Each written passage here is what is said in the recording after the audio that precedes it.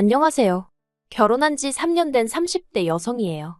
평소에 종종 다른 분들의 사연을 들으며 울고 웃고 하는데 오늘은 저도 하고 싶은 이야기가 있어서 이렇게 사연을 적게 되었어요. 저희 신우에 관한 이야기인데요. 솔직히 어디서부터 사고방식이 뒤틀린 건지 이해도 안 되고, 아니 누가 애 낳으라고 협박한 것도 아니고 자기가 좋아서 둘이나 낳아놓고 피 한 방울 안 섞인 저더러 그러는 건지 도대체 이해가 안 됩니다. 그래도 남편 누나라서 차마 어디 가서 속 시원히 말 한 번 못했던 이야기예요. 남편과 저는 봉사활동을 하다가 알게 된 사이입니다. 먼저 제가 봉사활동을 하게 된 계기는 당시 저는 나고 자란 고향을 떠나 서울에서 직장 생활을 하고 있었는데요. 언젠가부터 단순하게 친구들하고 만나서 놀고 그러는 거 말고 뭔가 좀 더 의미 있는 일, 사회에 도움이 될 만한 일을 하고 싶더라고요. 그렇게 생각만 하다가 우연히 기회가 닿아 보육원에서 봉사활동을 하게 되었어요. 반면에 남편은 당시 다니고 있던 회사가 제가 봉사활동하던 보육원에 도움을 주고 있었거든요.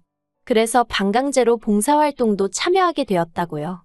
남편이 하는 말이 주말에는 쉬고 싶은 마음뿐이었는데 보육원에서 봉사활동을 하게 되는 바람에 진지하게 회사를 관둘까 그런 생각까지 했었다대요.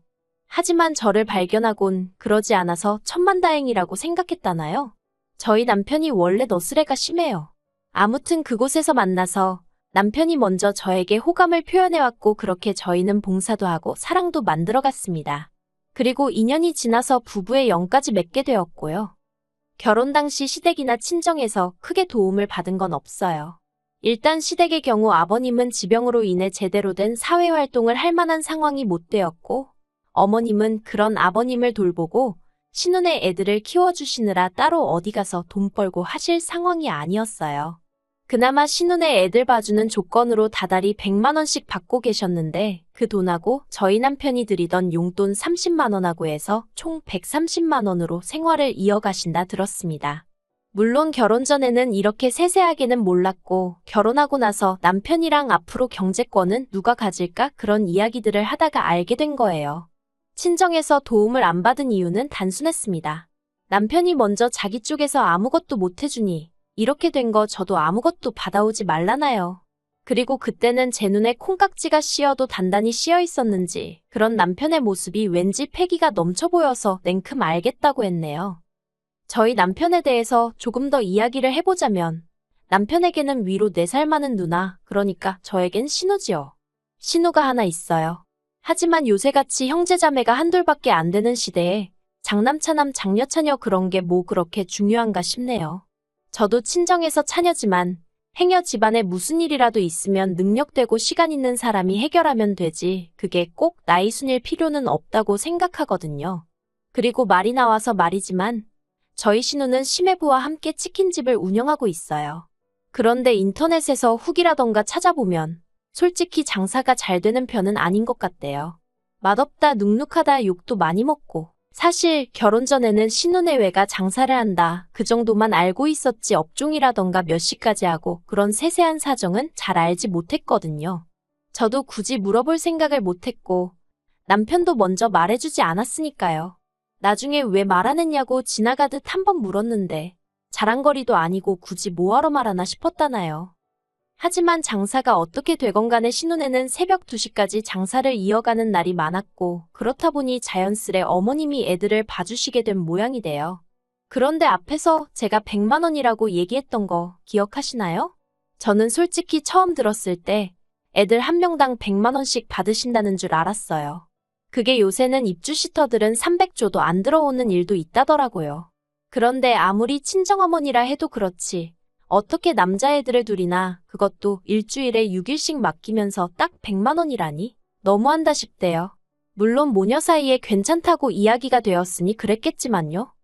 한편 남편과 결혼한 지 반년쯤 되어가던 시기에 아버님이 돌아가셨습니다.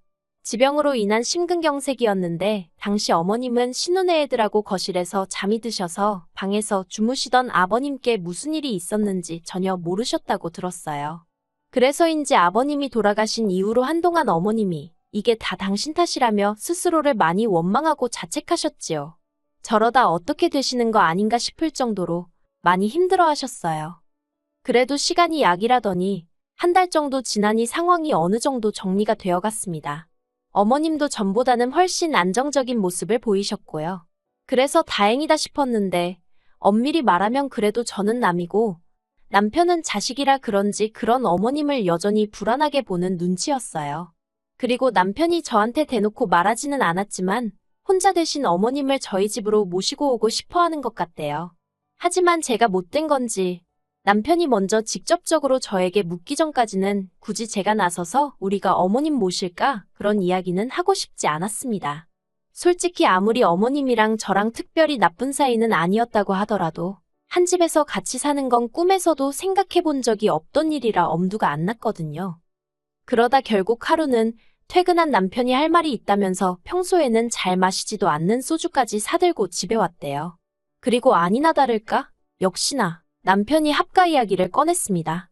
우리가 결혼도 반반했고 효도도 셀프로 하기로 하긴 했지만 그래도 지금은 특수한 상황이지 않냐면서 이번 한 번만 자기 입장에서 생각해주면 안 되겠냐고요. 솔직히 그런 남편의 이야기를 듣고 있으니 마음이 많이 복잡해지대요. 사랑하는 남편이 힘들어하니 나 죽었다 치고 눈 딱 감고 그냥 어머님이랑 같이 살자고 할까 그런 생각도 들었다가 동시에 그랬다가 네 팔자 네가 꼰 거라는 소리나 듣게 되는 거 아닌가. 그 짧은 시간 동안 별의별 생각들이 다 들었지요. 하지만 저도 부모님이 계시고 저희 부모님이라고 천년만년 건강하실 거란 보장은 없잖아요. 언젠가 저도 남편의 양해와 이해가 필요할지도 모르는 일이고요. 그래서 결국 무조건 안 된다 하는 대신 어머님하고 앞으로 몇 달이나 같이 지내자는 거냐고 물었습니다. 솔직히 제가 속으로 기대한 건 1, 2년 정도였고 막말로 어머님 돌아가실 때까지 모셔야 한다고 하면 그건 싫다고 해야겠다고 생각했어요. 그런데 남편이 화색을 보이며 일단 1년 정도 살아보고 같이 더 살지 말지는 그때 가서 정하면 안 되겠냐대요. 제 말은 그런 뜻이 아니었는데 아차 싶었습니다. 하지만 너무 기뻐하는 남편을 보고 있으니 싫다 소리를 차마 못하겠더라고요. 그래서 일단은 알겠다고 한번 생각해보겠다 했지요. 그런데 그와 동시에 벼랑간 머릿속을 스치며 그럼 형님네 애들은 어떻게 되는 건가 하는 생각이 들었습니다. 신혼의 애들은 초등학생들로 학원도 다니질 않아서 모든 시간을 어머님네서 보내고 있었거든요. 그런데 저희 집으로 어머님이 오시게 되면 걔들 저녁은 어떡하나 뜬금없지만 그런 걱정이 되대요. 그래서 남편더러 신혼의 애들은 그럼 이제 어디로 가냐고 물었습니다. 그랬더니 남편이 마치 제가 이상한 질문이라도 한다는 듯 쳐다보더니 애들도 여기로 와야지 그러는 게 아니겠어요? 순간 저는 말 그대로 멘붕이었습니다. 정신이 나갈 정도로 얼떨떨했달까요? 제가 그게 말이 되냐고 신혼의 애들이 왜 우리 집으로 오냐고 했어요. 그랬더니 남편이 그러면 애들더러 학교 끝나고 뭐 치킨집에 가 있으라고 해? 누나네 치킨집 자기도 가봤잖아. 조명도 어둡고 주변에 술집도 너무 많고 그리고는 어차피 어머님이랑 같이 살겠다고 마음먹었으니까 1+1이라고 생각하고 신혼의 애들도 받아달랍니다. 그냥 저녁만 차려주고 자는 방은 할머니인 어머님이랑 자게 두면 된다나요. 호의가 계속되면 혹은 줄 안다더니 남편한테서 제가 느낀 게 딱 그랬어요. 솔직히 생색 내려던 것도 아니고 뭐 크게 알아달라는 것도 아니었지만 저는 남편이 제가 어머님하고 같이 살아보겠다고 하면 그것만으로도 엄청나게 고마워할 줄 알았거든요. 그런데 무슨 신혼의 애들까지 제가 남편더러 어머님하고 같이 살겠다고 한 건 어머님은 당신을 세상에 있게 해주신 분이니까 그런 거라고. 하지만 신혼의 애들 수발은 내가 왜 들어야 하냐고 절대로 안 된다고 했습니다. 전에 없이 제가 좀 세게 나가서 그런가 남편도 그제서야 자기가 너무 성급했다며 미안하다고 하대요. 그리고 이후로 정작 어머님은 합가니머니 말씀을 꺼내신 적도 없고 해서 저 혼자 남편한테 며칠 씩씩거리다 상황이 마무리가 되었네요. 그러다 최근에 문제가 터졌습니다. 사실 지난해와 달리 올해 초부터 어머님이 유난히 피곤하다. 여기가 안 좋다 저기가 어떻다 그런 말씀을 자주 하시긴 하셨어요. 그리고 그런 말씀을 하실 때마다 제가 다른 사람한테 말을 하고 그런 건 아니지만 혼자서 몇 년이나 더 지내실 수 있으려나? 정말 어디라도 아프게 되면 우리가 모셔야 하나? 솔직히 그런 생각이 들긴 했거든요. 그런데 그런 와중에 어머님이 저희 부부와는 물론이고 신혼에 와도 상의 없이 어느 날 갑자기 더는 신혼의 애들 못 돌봐준다고 그러니 알아서 하라고 했다는 거예요. 저는 그 소식을 전해 듣고 이제 신우네가 어머님을 모시고 살거나 아니면 신우나 신우 남편 둘 중에 한 명은 치킨집에서 손을 떼겠구나 하고 짐작만 했어요. 남편도 제 이야기를 듣더니 그렇게 되겠다면서 동의를 했고요. 그런데 이게 웬걸. 신우가 저한테 연락을 해왔습니다. 그리고 신우가 하는 이야기는 정말 상상치도 못한 황당한 스토리대요.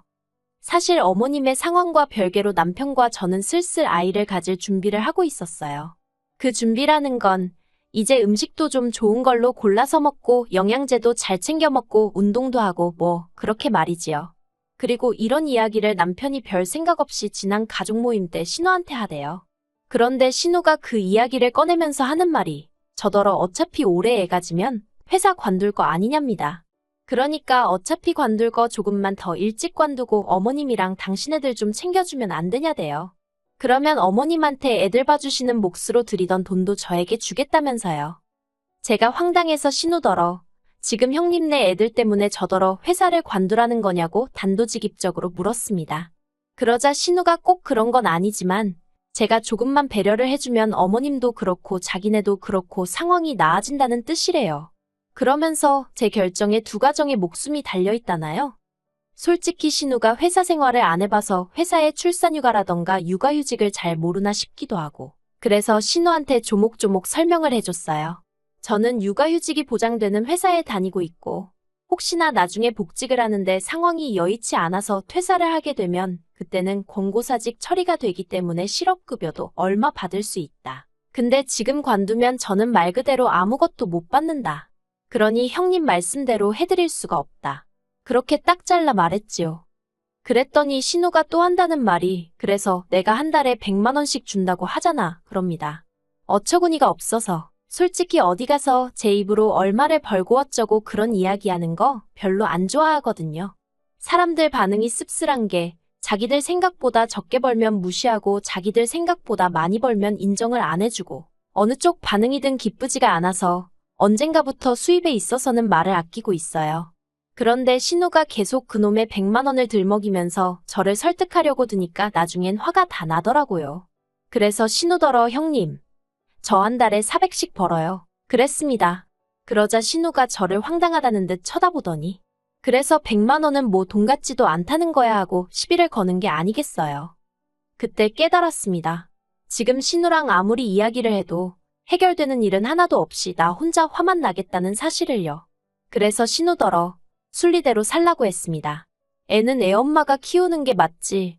할머니한테 맡겼다가 이제 외숙모한테 맡길 생각을 하시느냐고. 그렇게 불쌍한 애 이손저손 타게 하지 마시고 이참에 아이랑 한번 시간을 보내보시라 했습니다. 그랬더니 신우가 저더러 애도 없는 게 아는 척 하지 말라고 또 한 소리 하대요. 그리고 저도 더는 신우의 막말을 듣고만 있을 수가 없어서 애가 있어도 아무것도 모르는 형님보단 제가 나은 것 같다고 받아쳐버렸어요. 그랬더니 이제 신우가 돈 좀 번다고 사람 무시하냐? 너 내가 장사한다고 무시하는 거지 하고 온갖 억지를 써대더라니까요. 결국 결론부터 이야기하자면 신우는 치킨집에서 나와 지금 집에서 애 키우며 살림하고 있어요.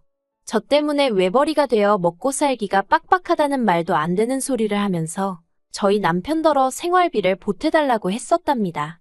저한테는 비밀로 하고요. 하지만 저희 남편은 저에게 비밀이란 없는 사람이라 제가 신우더러 경제권은 제 손에 있으니 돈 관련 이야기는 저한테 하셨으면 좋겠다고 문자 한 통 보냈습니다. 그랬더니 답장도 없대요. 그리고 어머님은 저희 남편이나 신우 둘 중 그 누구와도 합가를 하지 않으셨어요. 어머님은 당신은 애시당초 합가의 뜻이 없었는데 왜 당신 딸이 오바를 한지 모르겠다면서 저한테 괜히 안 들어도 될 욕을 먹었다고 미안하다 해주셨습니다. 남편도 나중에서야 신우가 저에게 퍼부은 막말을 듣게 되었고 저한테 정말 저런 누나를 둬서 미안하다며 몇 번이고 사과를 해왔고요. 저는 신우가 밉고 재수없는 거지 남편한테는 그 정도로 나쁜 감정은 아니었거든요. 그래서 남편더러 조금만 더 나를 챙겨달라고 부탁하곤 더는 따져묻지 않기로 했어요. 지금은 신우네와는 왕래하지 않고 오로지 어머님하고만 한 달에 한두 번씩 만나며 적당한 거리를 유지하고 지내는 중입니다.